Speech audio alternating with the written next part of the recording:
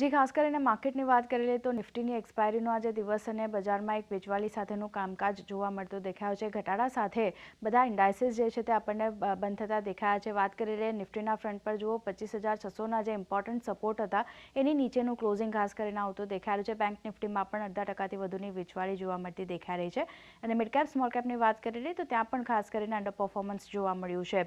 વાત કરી લઈએ ખાસ કરીને સેક્ટર સ્પેસિફિક, કારણ કે ત્યાંથી ઘણો મોટાભાગના સેક્ટરમાં એક વેચવાલી સાથેનું કામકાજ આપણે જોયું છે. સૌથી પહેલાં ડિફેન્સ સ્પેસમાં એક દબાણ સાથેનું કામકાજ જોયું. નિફ્ટી મેટલ ઇન્ડેક્સમાં 1%થી વધુની વેચવાલી રહેતી દેખાય. એટલે આ તમામ સેક્ટરલ ઇન્ડેક્સમાં આજે એક વેચવાલી સાથેનું કામકાજ જોવા મળતું દેખાયું હતું. નિફ્ટીના ફ્રન્ટ પર સ્ટોક સ્પેસિફિક એક્શન નજર કરી લઈએ. પાવર ગ્રીડ નબળા પરિણામ બાદ અહીંયા થોડુંક નેગેટિવ સેટઅપ બનતું દેખાયું હતું.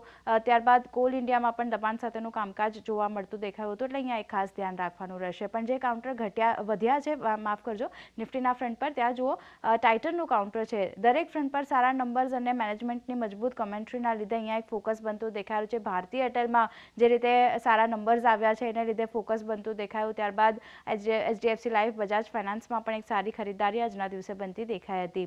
મિડકેપની વાત કરી લઈએ, કારણ કે ત્યાં અંડર પરફોર્મન્સ જોવા મળે છે, તો સૌથી પહેલાં કયા સેક્ટર સ્ટોક ઘટ્યા છે તેના પર નજર કરી લો. હીરો મોટોકોર્પમાં નરમાશ આવતી દેખાઈ રહી છે, કારણ કે ઓટો સેલ્સ થોડાક નબળા આવતા જોયા છે આપણે.